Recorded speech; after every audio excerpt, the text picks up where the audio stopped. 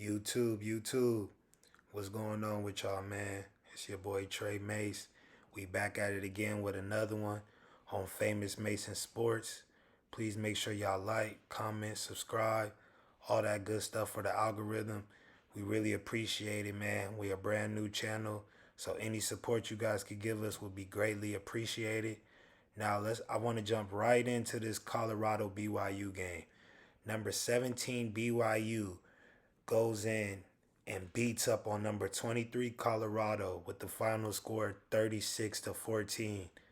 Um, Colorado, they just didn't look like they were ready to play today. BYU, they looked like they were coming to hit somebody in the mouth. They were physical. LJ Martin ran the ball hard. I really like him as a running back. BYU, they have a great defense. So let's not get it twisted and act like Colorado is just terrible. BYU is a pretty good team. They're they're coached well. They're sound. They play great defense, and their secondary is very good. They have a very good secondary. So it wasn't a surprise to see Shedeur and the Buffaloes struggle in this one. Shedeur threw 3 interceptions. No, he threw 2 interceptions and was sacked 3 times. That's absolutely unacceptable. I thought Colorado had shared the offensive lineup from last year, but really, they just got somewhat better. But they still can't compete against any top 25 teams with that offensive line. Shedeur doesn't really get much time to throw the football. He doesn't get much time to go through his reads. He pretty much has to react as soon as he gets the ball, and I don't think that's fair on him. I think his offensive line needs to help him out more, but that's no excuse for the way he played today. He played awful tonight. Last night. He played absolutely garbage. And I wonder if that's going to affect his draft stock going into this year's draft because he was supposed to be the number one pick, but there's so many other players that might be worthy of that pick, like Travis Hunter, Abdul Carter from Penn State, defensive end, and then you got Cam Ward as well, that some people are very high on, and they think he's more athletic than Shedeur and think he's a better quarterback than Shedeur. Me personally, I think they're pretty even. They're pretty neck and neck. It's some things I like that Cam Ward does, and some things I like that Shedeur does. But honestly, I'm not sure if he's worth the number one overall pick at this point in time. I know this is a weak draft coming up, but still, the number one overall pick still means a lot. It's not a pick you just throw away and hope that a player can develop and do great things for you. The number one pick, you should know that that player is going to come in and transform the whole team, transform everything that you guys got going, and bring in a winning culture. So we'll see what happens with that. I still believe Shedeur will probably go number one. If not, it'll be Travis, and then Shedeur will go number two.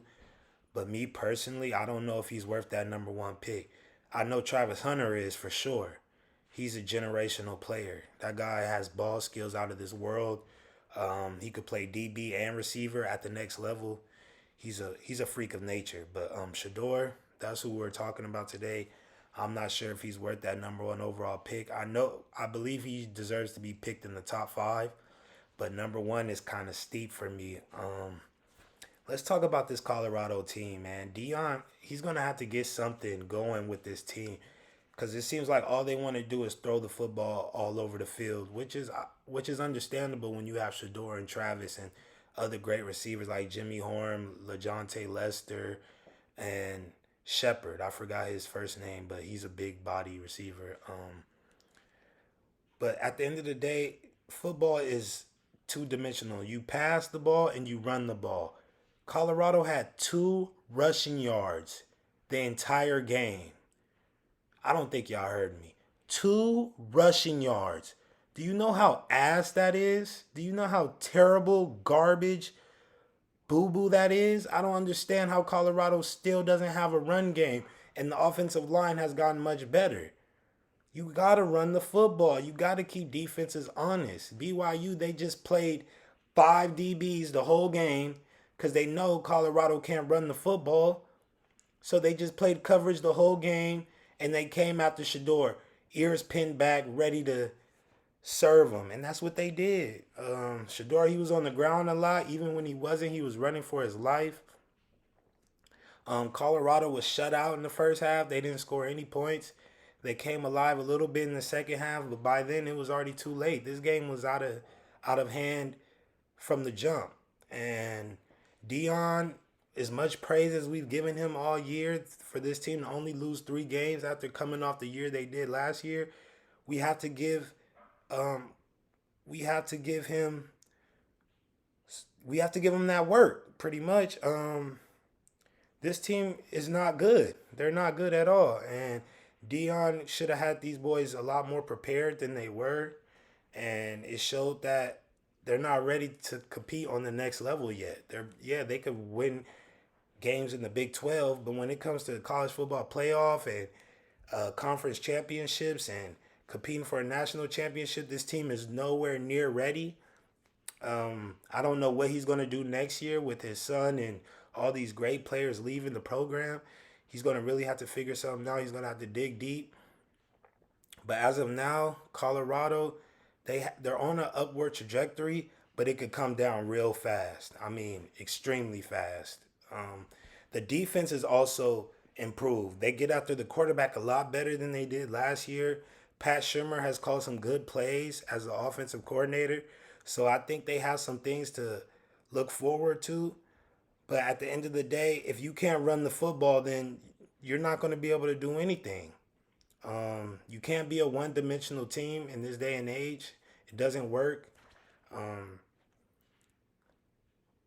the punt for the BYU punted the ball. I mean, ball for an onside kick, and they recovered because Colorado they weren't ready for it. They thought the ball was going to get kicked deep. They weren't tripping. They was just sitting back like, oh, okay, ball gonna come to us. We're gonna get going. But BYU, they seized the opportunity. They knew who they were up against, and they wanted to make a statement, and that's what they surely did. Them players played their asses off. BYU is a great football team. Don't take anything away from Colorado. BYU is a great team. I think their defense is also really good, so it was no surprise that Shedeur struggled in this game. But the things that Colorado could control, they should have controlled, like the onside kick. I would say the offensive line was absolutely ass. They got to give Shedeur more time. They can't allow him to just get killed and be running around for his life out there. I feel bad for him. I think they'll get things right. I think they'll get some recruits in.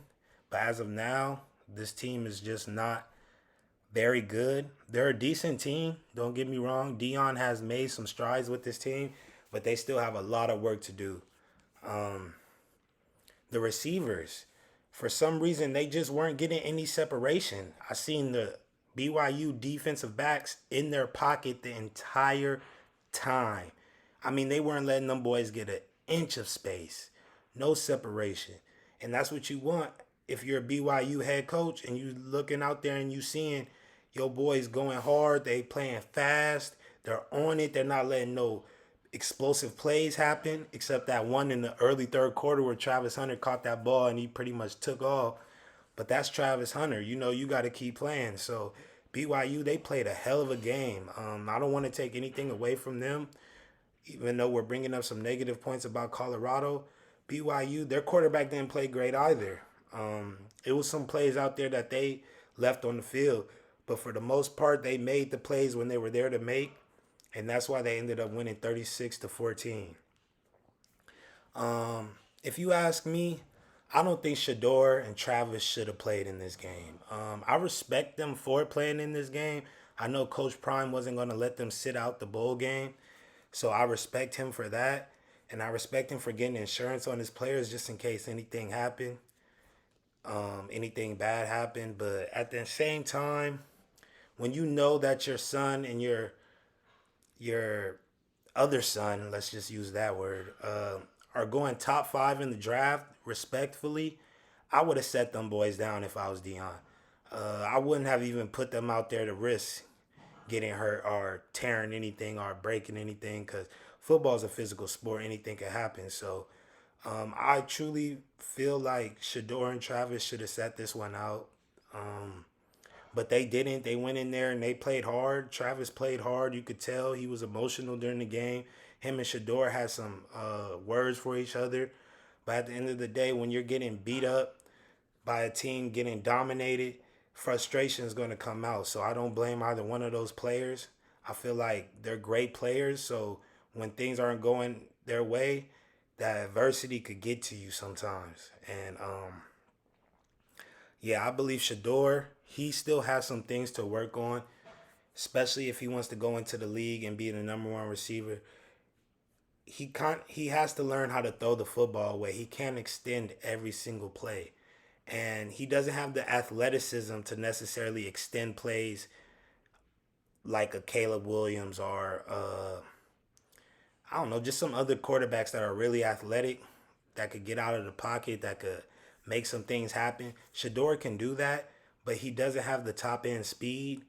So when he's running around for his life, the defensive linemen are pretty much staying right on his toes, staying right next to him, compared to another like quarterback like Lamar Jackson, where he's getting separation because of his speed.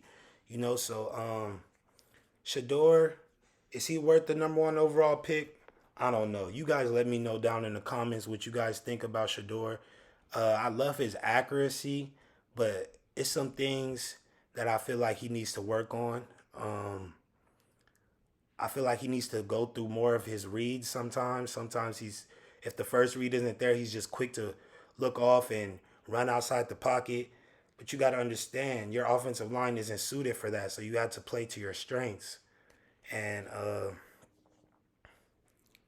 I think that Colorado overall, they'll be okay. If they get a run game, they could be real dangerous. But I don't know how they're going to be next year without Shedeur or Travis Hunter. I feel like it's going to be a struggle. But if they could shore up that offensive line, they got Juju Lewis in, number one overall recruit at quarterback. If he could come in and produce for them, that would be great. But yeah, Dion, he definitely has some work to do. I know he cherished this moment of coaching his son for one last time. But Shedeur, he had a great college career. He's going to be top 5 in the NFL draft no matter what. And I feel like Travis Hunter will be too. Both of those guys are great young men. Dion did a great job with them. But at the same time, when we see flaws, we got to call them out. We can't just, oh, he's Dion's son, let's just bite our tongue. No, we got to let people know what's going on out here, man. We got to let people know that this was not okay. Getting blown out by BYU in this bowl game was horrific. Wasn't a good look for Colorado. So they're going to have to bounce back, and they're going to have to do it without Shedeur and Travis Hunter. So let me know what you guys think down in the comments. Please make sure you guys like, comment, subscribe, all that good stuff for the algorithm, man. Share this video to any Colorado fans. And I'm a big Shedeur Sanders fan, so I think he'll be okay. I've been rooting for them since day one, and I'm going to continue to root for them. So, yeah, it's your boy Trey Mace, Famous Mason Sports, and we out, man. Appreciate y'all. Love.